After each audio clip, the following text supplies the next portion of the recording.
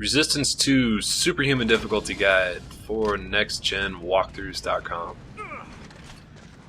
So you got that Lark from before, and there's also a Lark rocket launcher over in that far right corner that you can pick up if you didn't pick up the one before. And there's going to be 2 of these guys coming up.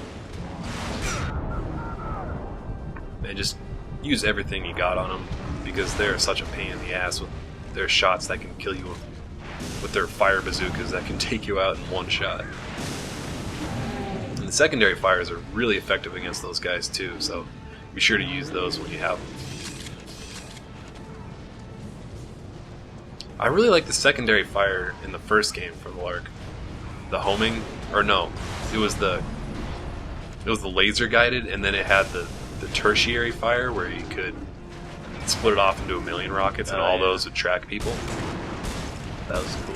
That was really cool. I haven't found any guns other than the Bullseye with its Bullseye grenade to have a tertiary fire yet. But I haven't really looked that much. So. Yeah. I love games that have secondary fires. It always adds a whole new dimension. God, I love the body parts and the blood and guts just laying all over the floor. It's kind of nasty. But mainly cool. Well, nasty in a good way. Mainly awesome. Oh, that's one of the words these kids are using. Nasty. Kids these days. It means and they're good. Video games. Nasty means good. No, that's not what I meant. I meant it's like there's blood and guts and organs all over the place, and it is nasty, but I like nasty. Is it sick? That's the word the kids are using. So you're up on another dolphin pool. And you have to kind of walk along the rocks that are sticking out of the ground. And luckily, dolphins don't evolve and walk on land.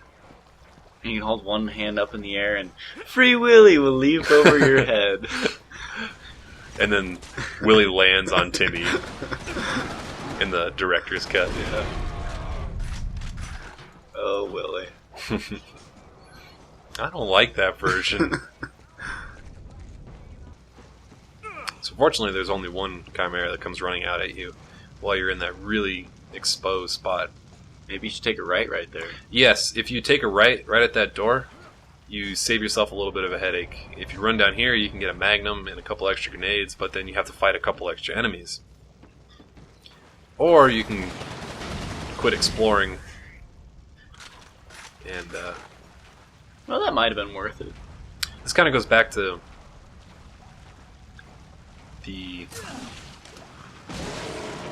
I don't know what it goes back to, but it goes back to the many years that I've been playing games, and when there's a fork in the road...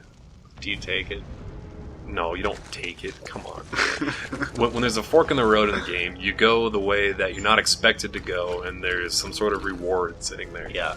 In the form of ammo, or a hidden intel, or... Right. You start to go one way, and you realize it's the right way. And you realize go back and see what's the other way. And then you realize the original way was actually the wrong way. And then you have to turn around again and backtrack.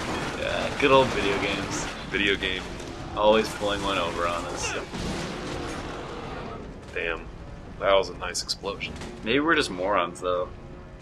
There have been many times when Zelda stumped me, and I had no idea what to do, and probably a 5-year-old could have helped me along. But it happens to the best of us. That's Zelda for you.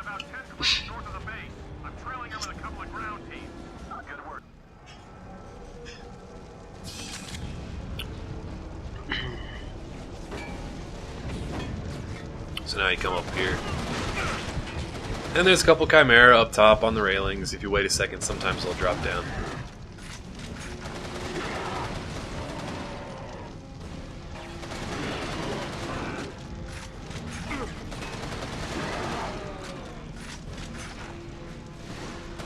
Like I mentioned in a previous video, you really have to scope in all the time in Resistance 2, unlike in Resistance 1. It's very similar to Call of Duty in how you have to iron sight all the time, whereas you just have miserable accuracy with all of your guns.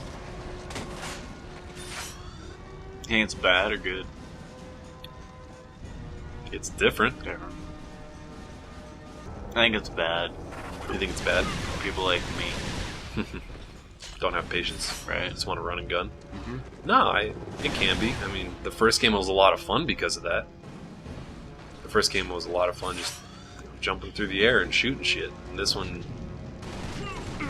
it's slower because of the way the aiming system works. You can't even jump in the air while looking down your sights in this game. Or when you jump in the air, you automatically get kicked out of aiming down your sights. Yeah, I remember jump sniping with slow-mo.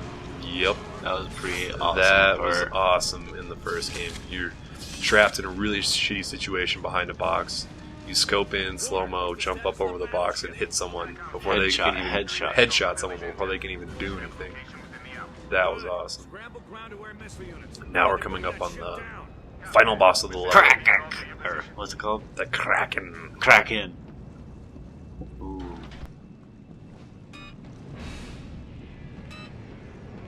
Sir, Victor 20 on approach. Step back from... Oh, wait, shit! Strike off! Strike off!